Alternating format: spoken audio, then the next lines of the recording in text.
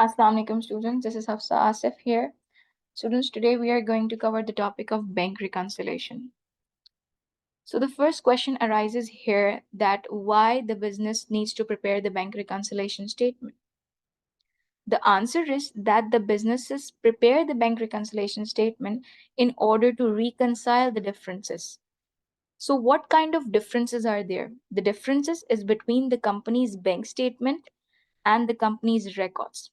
Let's assume कि आपका एक बिजनेस है और आपका बिजनेस का एक बैंक अकाउंट भी है, फॉर एग्जांपल किसी भी बैंक के अंदर, एंड आप खुद भी अकाउंटिंग करते हैं, खुद भी कंपनी के रिकॉर्ड्स को मेंटेन करते हैं। तो अगर आपका किसी अकाउंट में किसी बैंक में अकाउंट होता है तो एवरी मंथ आपको वहां से एक बैंक स्टेटमेंट रिसीव होती है जिसके अंदर आपकी सारी डिटेल्स होती हैं कि थ्रू आउट द मंथ आपने क्या क्या ट्रांजैक्शंस को इनकर किया हुआ है। और आप अपने लिए भी कुछ रिकॉर्डिंग्स करते हैं, कुछ अकाउंटिंग करते हैं जिसमें आप अपनी की हुई ट्रांजैक्शंस को रिकॉर्ड करते हैं। और आप कैश बुक भी बनाते हैं। कैश बुक क्यों बनाते हैं? जिसमें हम सारी बैंक एंड कैश की ट्रांजैक्शंस को रिकॉर्ड करते हैं। तो यहाँ पे हम पर बैंक रिकंसिलेशन रहे हैं तो हम सारी बैंक की ट्रांजैक्शंस को कहाँ रिकॉर्ड कर रहे होंगे? कैश बुक के अंदर रिकॉर्ड कर रहे होंगे। अब यूजुअली जो एग्जाम में इसका सवाल 2 पार्ट्स के अंदर आता है। फर्स्ट पार्ट के अंदर आपको अपडेटेड कैश बुक बनानी होती है जिसको हम बैंक टी अकाउंट भी कहते हैं। तो फर्स्ट पार्ट में you required to make the updated cash book and in second part you are required to make the bank reconciliation statement. अच्छा, इस सवाल की अच्छी बात क्या है कि इस सवाल में आपको पता भी चल जाएगा, अगर आपने सही किया होगा तब भी पता चल जाएगा, गलत किया होगा तब भी पता चल जाएगा, क्योंकि आपने जब सवाल सही किया होगा तो तब आपकी वो बैंक रिकंसिलेशन स्टेटमेंट रिकंसाइल कर जाएगी, आपके आंसर जो क्वेश्चन में गिवन होंगे नंबर्स उससे मैच कर जाएंगे।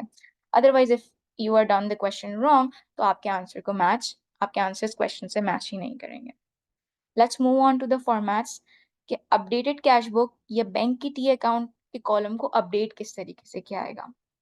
अच्छा, इस टी अकाउंट के अंदर आप सिर्फ वो वाली ट्रांजैक्शंस को रिकॉर्ड करेंगे जो आपने प्रीवियसली उस कैश बुक में नहीं रिकॉर्ड की हुई। जो ट्रांजैक्शन उसमें पहले से ही रिकॉर्ड है उसमें दोबारा उसको रिकॉर्ड नहीं करेंगे। अच्छा, बैंक हमारे पास क्या होता है? बैंक हमारे पास एसेट भी होता है एंड एज अ लाइबिलिटी भी होता है। तो अगर तो बैंक आपके पास एसेट है तो उसका बैलेंस आएगा डेबिट पर, लेकिन सर्टेन टाइम्स क्वेश्चन के अंदर आपका बैंक एज अ लाइबिलिटी भी दिया हुआ होता है, एज अ ओवरड्राफ्ट भी दिया हुआ होता है। So in case of an bank overdraft आपका बैंक का नेगेटिव बैलेंस है तो फिर आप उसको क्रेडिट साइड पे शो करोगे, लेकिन अगर पॉजिटिव बैलेंस है तो आप उसको डेबिट साइड पे शो करोगे।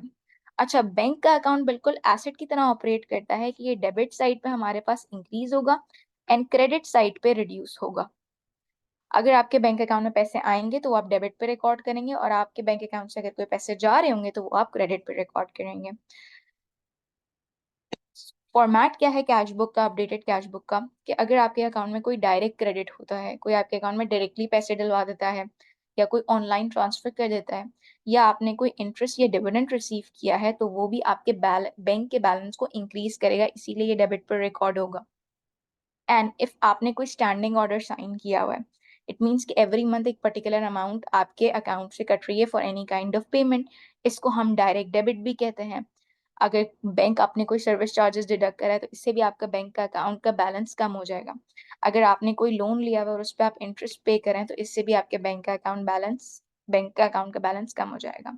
तो जो जो चीज़ें आपके बैंक के अकाउंट के बैलेंस को रिड्यूस कर रही होंगी उसको आप क्रेडिट साइड पर रिकॉर्ड करेंगे। एंड देन हम टोटल करेंगे, heavier side minus lighter side करेंगे एंड हमारे पास बैलेंस एज पर अपडेटेड कैश आ जाएगा, बैलेंस कैरी डाउन आ जाएगा। देन हमारे पास यहाँ पे बीआरएस के फॉर्मेट्स हैं। अच्छा, बीआरएस के आपकी बुक के अंदर 2 फॉर्मेट्स गिवन है। सो फर्स्ट फॉर्मेट जो है, अगर तो फॉर्मेट नंबर 1 स्टार्ट हो रहा होता है अपडेटेड कैश बुक से। अब सर्टेन टाइम्स एग्जामिनर ने पेपर के अंदर खुद ही फॉर्मेट बनाया हुआ होता है। अगर एक एग्जामिनर ने पर्टिकुलर फॉर्मेट दिया हुआ है तो फिर आपको वही फॉलो करना होगा, लेकिन अगर एग्जामिनर ने समटाइम्स वो फॉर्मेट नहीं भी देता तो फिर आप दोनों में से कोई भी फॉर्मेट को एज पर योर कन्वीनियंस आप यूज कर सकते हैं। बैक टू द फॉर्मेट के अगर आपका जो फॉर्मेट है वो अपडेटेड कैश बुक के बैलेंस से स्टार्ट हो रहा है और यहाँ पर कौन सा बैलेंस आएगा? जो आपने ये चीज कैलकुलेट की है ना, बैलेंस कैरी डाउन, आप इसको बैंक रिकंसिलेशन स्टेटमेंट को इससे स्टार्ट करेंगे। तो अगर तो आप अपडेटेड कैश बुक से स्टार्ट करें तो आप ऐड करेंगे अनप्रेजेंटेड चेक्स,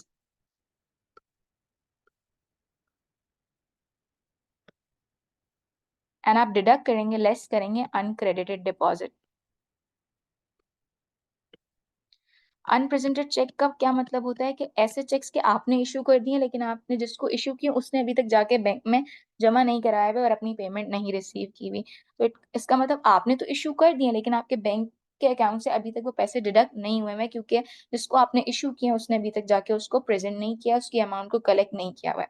और अनक्रेडिटेड डिपॉजिट का मतलब है कि आपके अकाउंट में कोई पैसे आए हैं लेकिन उसने बैंक ने अभी तक अपने प्रोसीजर्स की वजह से उसको अभी तक ऐड नहीं किया हुआ। तो अनक्रेडिटेड डिपॉजिट आप लेस करेंगे, अनप्रेजेंटेड चेक ऐड करेंगे इफ आपका फॉर्मेट स्टार्ट हो रहा है बैलेंस एज पर अपडेटेड कैश बुक से। जब आप इस बैलेंस के अंदर ये चीज ऐड करके ये लेस कर देंगे तो आपके पास balance as per bank statement आ जाएगा, जो कि आपको क्वेश्चन में भी दिया होगा और ये आपके क्वेश्चन के बैलेंस से रिकंसाइल कर जाएगा। हमारे पास यहाँ पे ऑल्टरनेट फॉर्मेट क्या है? ऑल्टरनेट फॉर्मेट है कि इफ आपका जो फॉर्मेट है वो स्टार्ट हो रहा है बैंक स्टेटमेंट के बैलेंसेस से, देन आप जो भी फॉर्मेट था ना उसको बिल्कुल ऑपोजिट करेंगे। प्रीवियस फॉर्मेट के अंदर अपडेटेड कैश बुक से स्टार्ट हो रहा था तो हम अनप्रेजेंटेड चेक को ऐड कर रहे थे, यहाँ पर बैंक स्टेटमेंट से स्टार्ट हो रहा है तो हम अनप्रेजेंटेड चेक को लेस कर देंगे।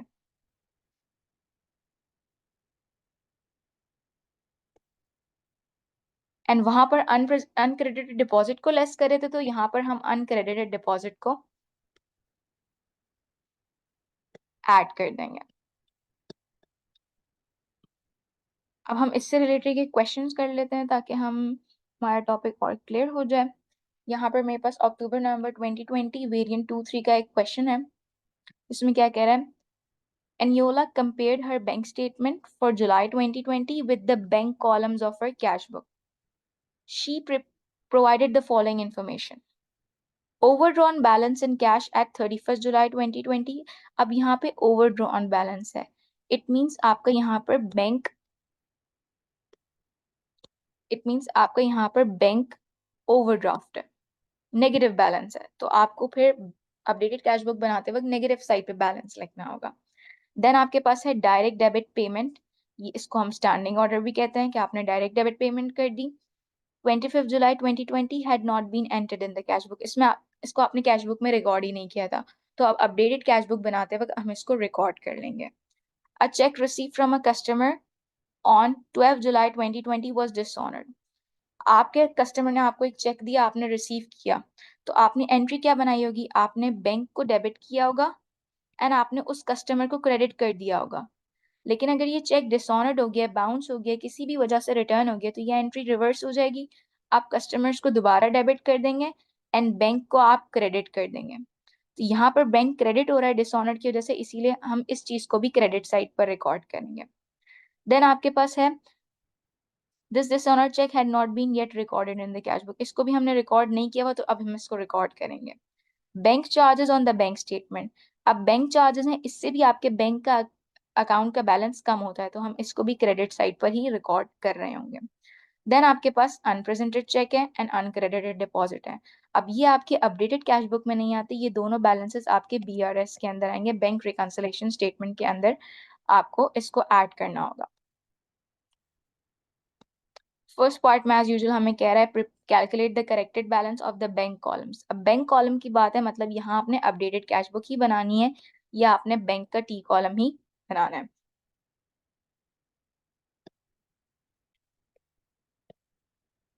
यहाँ पे सवाल के अंदर हमारे पास ओवरड्रॉन बैलेंस है तो हम बैलेंस ब्रॉट डाउन को नेगेटिव साइड पर लिखेंगे, दैट इज 3420। देन हमारे पास एंट्री थी डायरेक्ट डेबिट, ये भी पेमेंट है तो आपके इससे भी आपके बैंक का अकाउंट का बैलेंस कम हो रहा होगा, तो डायरेक्ट डेबिट को भी हम क्रेडिट पर ही रिकॉर्ड करेंगे। यहाँ पर आपके पास अमाउंट है दैट इज 350। देन आपके पास है cheque dishonour cheque, dishonour cheque भी आपका इस तरफ ही आएगा।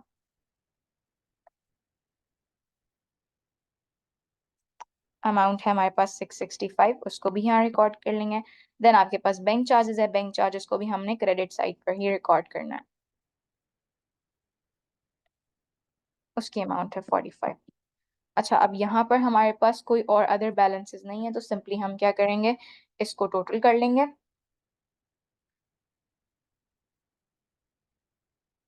इसका जो टोटल हमारे पास आ रहा है दैट इज 4480, और यहाँ पर आपका बैलेंस कैरी डाउन आ जाएगा, यहाँ पर बैलेंस ब्रॉट डाउन आ जाएगा 4480। अच्छा, यहाँ पर इस इन दिस केस आपका balance brought down, balance carry down इस साइड पे, बैलेंस ब्रॉट डाउन इधर है, इट मींस ये आपका नेगेटिव बैलेंस ही है। देन सेकंड पार्ट में कह रहा है prepare a bank reconciliation statement at 31st July, clearly identify the bank statement at that balance, bank statement balance at that date. अब यहाँ पर एग्जामिनर ने कोई पर्टिकुलर फॉर्मेट नहीं लिखा हुआ, तो आप कोई भी फॉर्मेट को यूज कर सकते हैं। लेट्स से मैं बैलेंस एज पर अपडेटेड कैश बुक से स्टार्ट कर रही हूँ। बैलेंस एज पर अपडेटेड कैश बुक का बैलेंस मैंने यहाँ पर निकाला 4480, क्योंकि इसका बैलेंस ब्रॉट डाउन जो है वो क्रेडिट साइड पर आया था और balance carry down debit side पर आया था, इसीलिए ये नेगेटिव बैलेंस है and I am writing it in negative. अब हम क्या करेंगे, हमारे पास इस फॉर्मेट से रिलेटेड आपके पास अनप्रेजेंटेड चेक ऐड होता है एंड अनक्रेडिटेड डिपॉजिट माइनस होता है।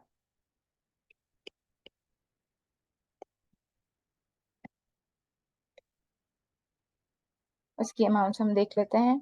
यहाँ पर आपके पास अनप्रेजेंटेड चेक जो है आपके पास 1290 का है एंड अनक्रेडिटेड डिपॉजिट 410 का है। सिंपली हम क्या करेंगे, 1290 को ऐड करेंगे एंड 410 को सब्ट्रैक्ट करेंगे, तो यहाँ पर हमारे पास आ जाएगा बैलेंस एज पर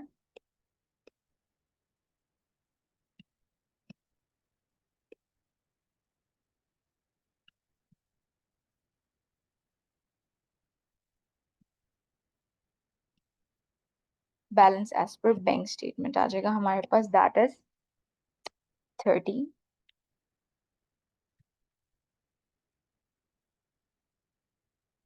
दैट इज यहाँ पर 3600 हमारे पास आ रहा है इन नेगेटिव। आई होप ये क्वेश्चन आपको क्लियर होगा स्टूडेंट्स। ये 8 मार्क का क्वेश्चन था, अक्टूबर नवंबर 2020 का। I will see you soon in the next video, till then take care everyone, अल्लाह हाफिज।